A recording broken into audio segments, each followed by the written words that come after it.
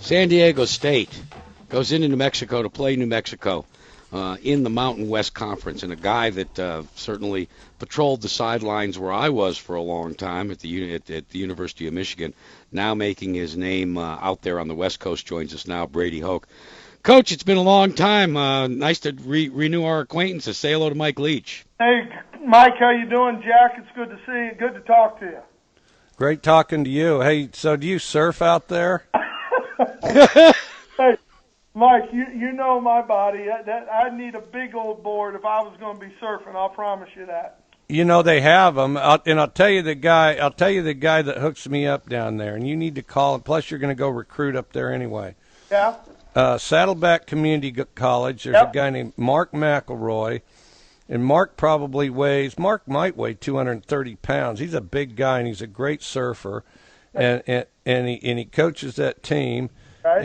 And he has 2 surfing classes and a sand volleyball class. He's got all the gear, and you know, and you ought to see if he'll hook you up. Mark can get you up on a board, I guarantee you. You know, we're kind of fortunate. You know, Brian Sipes on our staff, and Brian's a native here, obviously of San Diego, and he's still out there. He blames me for surfing not being as prominent as it used to. He gets a little upset because his feet aren't tan, but he's got all the boards you need, I promise you that. Brady, let's talk a little bit, though, about what you've been doing over there at San Diego State. What has been on your hit list? What have you done with this program to put it at 4-2 right now?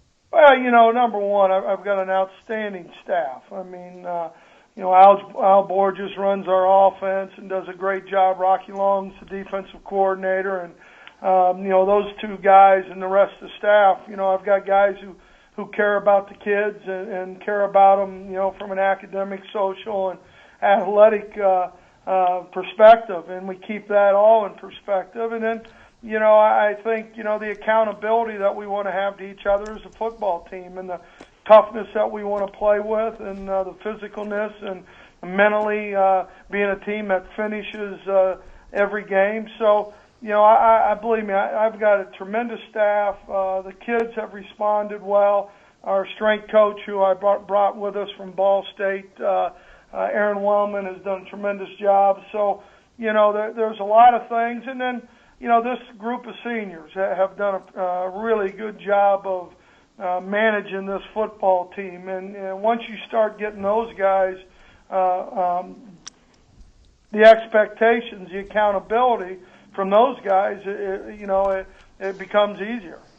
Well, what you achieved at Ball State is indisputable. And then the other thing that I would think people, they have to know this. Rocky Long is one of the greatest defensive minds in college football. I used to have to play against him there at New Mexico, and let me just say that I'll just say it outright. He is the best defensive coordinator. You know, as far as throwing the most stuff at you that we'd go against, and we were a better team than they were. But we'd play New Mexico early, and there was more stuff to deal with out of him than we'd see all season. And then of course, Al Borges. Right. You know, when Al Borges is allowed to run his stuff, which there's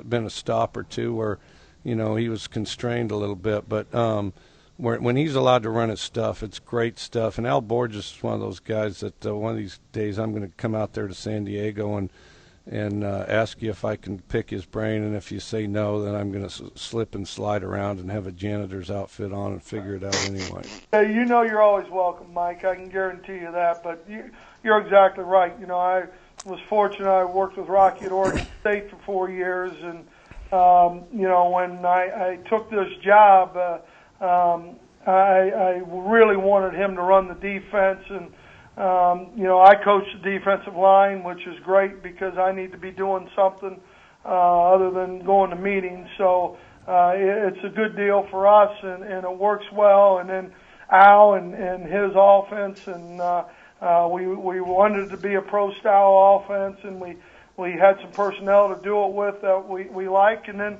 he's hard to defend because of the different multiple things he'll give you. Brady, you bring up an interesting situation. More and more coaches are doing just like you, wanting to have their hand in at least a position and not necessarily always the quarterback position. What does that allow you to do as a head coach? You certainly have proven yourself as a head coach, but you've also proven yourself as an assistant. Does that give you a different take on what your assistants are facing, seeing how you're serving in an assistant role in position coaching? Well, Jack, when my first year at Ball State, I did the traditional walk around head coaching things, and I just can't imagine you doing that. That's what's so it drove hard. me crazy. It really did, and so much of my mentality is, if you're going to be good as a football team, you got to be good on both fronts, your offensive line and your defensive line. And I've coached defensive line most of my career, and think I'm suited to do that, and think I can do it pretty well.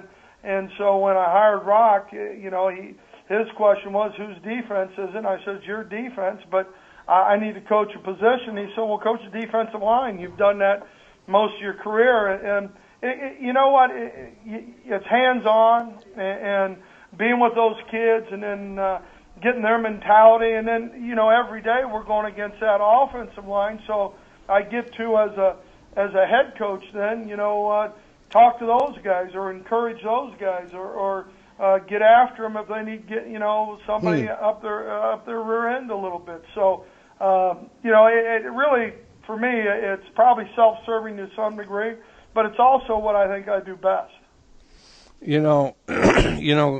When I got into coaching, it was to coach, and I've never come off the field. That's another reason I'd like to talk to you is kind of compare and contrast.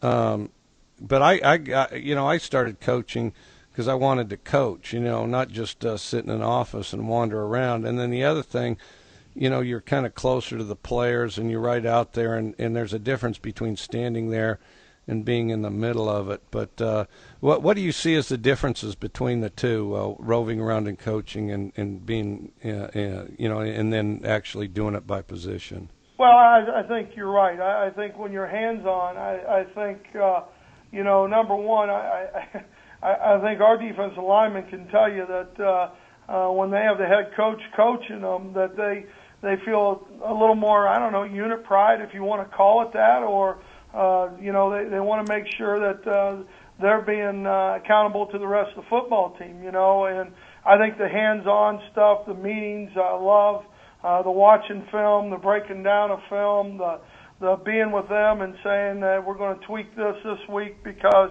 this is what they do, or whatever it is, Mike. I just think it keeps you involved with your team, involved with both fronts of your football team, and again, I think that's where the game's played, and that's where the games are won and lost. Brady, we wish you the very best this weekend and for the rest of the season. Hey, guys, thank you very much. Appreciate it.